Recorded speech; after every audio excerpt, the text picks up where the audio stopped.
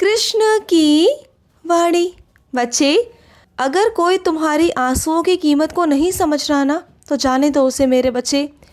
वो इंसान ही क्या मेरे बच्चे, वो रिश्ता ही क्या जो तुम्हें ना समझे, जो तुम्हारे अंदर की भावनाओं को ना समझे, जो तुम्हें महसूस ही नहीं कर पाए, जो तुम्हारे विचारों को, तुम्हारे मन को पढ़ ही ना पाए।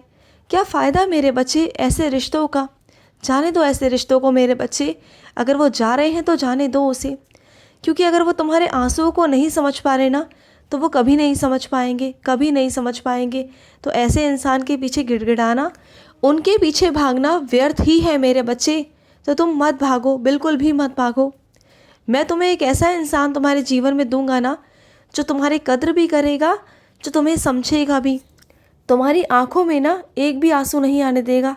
ऐसे इंसान से तुम्हें मिलवाऊंगा। लेकिन हाँ, उसमें समय लगेगा। तुम ये सोचो कि जल्दी जल्दी सब कुछ हो जाए, तो जल्दी जल्दी कुछ नहीं होता मेरे बच्चे। और सुनो मेरे बच्चे, रोज़ सुबह जब उठते हो ना, तो एक नई उम्मीद के साथ में उठा करो, एक नई आशा के साथ में उठा करो कि सब कुछ ठीक हो जाएगा और मेरे कृष्ण बैठे हैं, वो सब कुछ ठीक कर देंगे। ऐसे उदास होकर मत उठा करो, ऐसे उदास होकर मत रहा करो। सुबह सुबह इंसान को ना अच्छे से उठना चाहिए, अच्छे मन से उठना चाहिए, एक नई आशा के साथ, एक नई उम्मीद के साथ कि हाँ, सब कुछ ठीक हो जाएगा। मेरे ईश्वर बैठे हैं ना, मेरे परमात्मा बैठे हैं, वो सब कुछ ठीक कर देंगे। मेरा कृष्ण है ना, सब कुछ ठीक कर देंगे। तो उदास मत हुआ करो। तुम उदास ना बिल्कुल भी अच्छे नहीं लगते।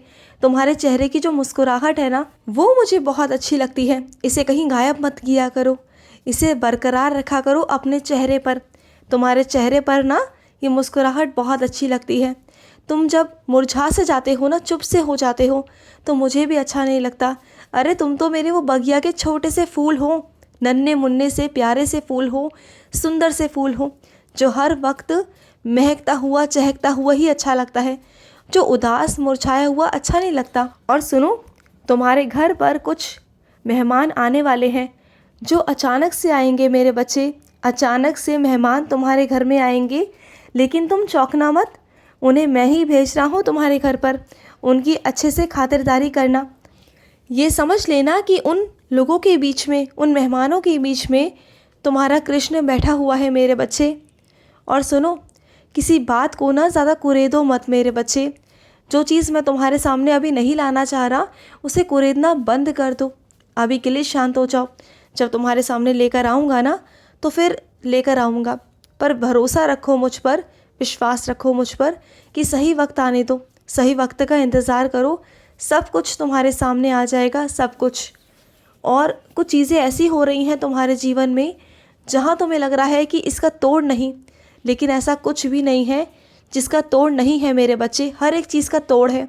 सब कुछ तुम्हें मिल सकता है, सब कुछ तुम पा सकते हो, सारी समस्याओं का समाधान भी है, सब कुछ है, लेकिन सही वक्त आने पर। ठीक है।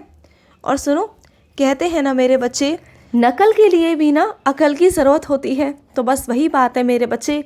कोई तुम्हारी नकल करना चाह रहा था और उसने की भी, बहुत हद तक की, लेकिन वो तुम्हारी तरह नहीं कर पाया, वो अपनी अकल नहीं लड़ा पाया। क्योंकि वो तुम्हारी चाहे कितनी भी नकल कर ले, चाहे कुछ भी कर ले, लेकिन अकल नहीं है उसके अंदर। तो तुम जाने दो, क्योंकि जो आशीर्वाद तुम्हारा है ना, वो तुम्हारा ही है। चाहे कोई कुछ भी हो जाए, कुछ भी कह दे, लेकिन वो आशीर्वाद तुम्हारा ही है। अगर मैंने तुम्हें आशीर्वाद दिया है, तो वो आशीर्वाद तुम्हारा है। चाहे कोई कितना भी नकल करे तुम्हारी, वो लाखों जतन कर ले, उसके बावजूद भी नहीं पहुंच पाएगा तुम तक, बिल्कुल नहीं पहुंच पाएगा। और सुनो मेरे बच्चे, सबसे पहले होता है अपनी आत्मा को खुश रखना, अपने आप को खुश रखना। ये तुम्हारी जिम्मेदारी है। कोई तुम्हारी आत्मा को खुश रखने नहीं आएगा। ये तुम्हारी जिम्मेदारी है कि तुम्हें अपनी आत्मा को खुश रखना है। ये तुम्हारी जिम्मेदारी है कि तुम्हें खुद को खुश रखना है। दूसरों को खुश रखने से पहले ना अपनी आत्मा को खुश रखना सीखो। जब तक तुम्हारी आत्मा खुश नहीं रहेगी, तुम्हारी आत्मा तृप्त नहीं रहेगी ना, तब तक तुम किसी और को खुश नहीं रख सकते मेरे बच्चे, बिल्कुल भी नहीं रख सकते। तो अपने आप को खुश रखो, समझ रहे हो। और सुनो, ये हार जीत इन सब में मत पड़ो मेरे बच्चे। हार जीत में ना पड़ते हुए ना अपने कर्म करो, तुम्हें अपने कर्मों का फल मिल ही जाएगा। हार जीत में रहोगे ना, तो हमेशा हार जीत में ही रह जाओगे। तुम अपने कर्म करते चलो, बस कर्म करते चलोगे, तुम्हें फल मिलता जाएगा।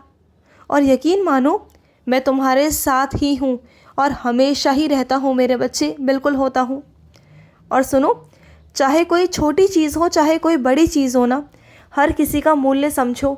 ये मत सोचो कि अगर वो एक सुई भी है ना तो उसकी कीमत नहीं, या उसकी कीमत बहुत तुच्छ है, ये मत समझना। क्योंकि सुई का काम सिर्फ सुई ही कर सकती है मेरे बच्चे। इसी तरह प्राणियों में भी है। अगर कोई छोटा व्यक्ति है, गरीब व्यक्ति है, तो इसका मतलब वो नहीं कि वो काम का नहीं। कुछ चीज़ें ऐसी होती हैं जो वही कर सकता है।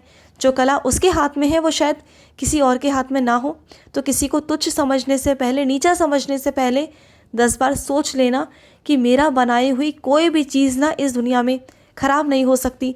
हर एक वस्तु का मूल्य है, हर एक वस्तु का अपनी अपनी गुण है। हर एक वस्तु का, किसी के अंदर भी ना पूरी तरीके से गुण नहीं और पूरी तरीके से अवगुण नहीं। हर इंसान के अंदर गुण भी है, अवगुण भी है, कला भी है, बुराइयां भी हैं तो अच्छाइयां भी हैं, सब कुछ है। तो किसी को भी बुरा ना कहते हुए ना खुद को बुरा कहो। खुद के अंदर कमियां ढूंढो, दूसरों के अंदर कमियां मत ढूंढो, खुद के अंदर कमियां ढूंढो। जब खुद के अंदर कमियां ढूंढोगे ना तो शायद सामने वाले के अंदर तुम्हें गुण नज़र आ जाए, शायद सामने वाले के अंदर तुम्हें अच्छाई नज़र आ जाए, है ना। ये करना मेरे बच्चे। और सुनो मेरे बच्चे, जब तुम्हें पता है कि तुम्हारी बातें आगे की जाती हैं, जिन्हें तुम बातें बता रहे हो वो तुम्हारी बातों को आगे कर रहे हैं, आगे बता रहे हैं, तो तुम उन पर बार बार भरोसा क्यों कर रहे हो। तुम जानते हो ना ये लड़ाई झगड़े का कारण बन सकता है। और कितनी बार ऐसा हो चुका है, कितनी बार मैंने लड़ाई झगड़ा रुकवाया है। तुम क्यों ऐसा नहीं समझ पा रहे हो मेरे बच्चे? क्यों नहीं समझ पा रहे हो कि जिसे तुम बता रहे हो ना वो सही व्यक्ति है ही नहीं, वो तुम्हारी बातों को आगे कर रहा है। इससे लड़ाई झगड़े हो सकते हैं। सख्ती से बोल रहा हूँ इस बार कि आगे बातें मत करना, बिल्कुल भी मत करना। और सुनो, तुम ना मेरे दिए ना रंगना शुरू कर दो मेरे बच्चे, मेरे दियों को रंगना शुरू कर दो, क्योंकि मुझे ना रंग बिरंगे दिए बहुत पसंद है। तुम जब मेरे लिए रंग बिरंगा दिया मेरे आगे रखोगे ना तो मुझे बहुत खुशी मिलेगी मेरे बच्चे। और सुनो, रंगोली की भी ना तुम अभ्यास करना शुरू कर दो अभी से, क्योंकि फिर तुम कहोगे कि कान्हा मैं नहीं सीख पाया, मुझे नहीं आता। तो ऐसा नहीं चलेगा। इस बार रंगोली तुम ही बनाओगे, अपने हाथों से बनाओगे। मुझे चाहिए तुम्हारे हाथों की ही रंगोली चाहिए।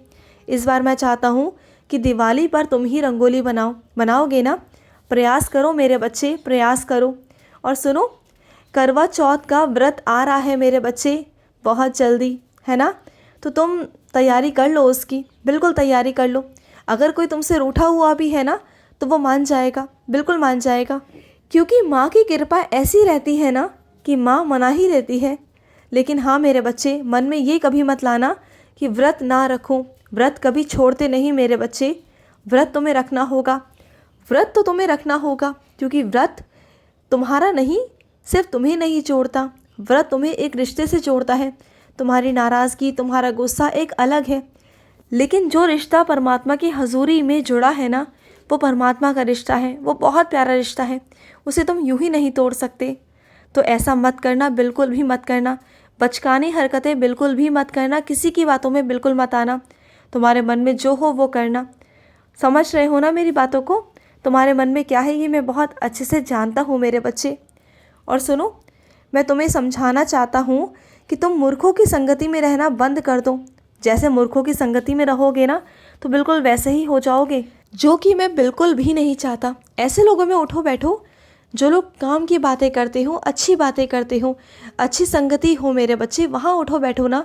ऐसी संगति में क्यों जाते हो जहाँ तुम्हें भी पता है कि वो लोग गलत हैं, जानते हो ना। तो मत बैठो ऐसे लोगों के पास में, ठीक है। और सुनो, तुम्हें किसी ने बांध कर नहीं रखा मेरे बच्चे, तुम आज़ाद हो। खुली सांस लेने के लिए तुम आज़ाद हो मेरे बच्चे। वो आज़ादी तुम्हें तुम्हारा कृष्ण देता है।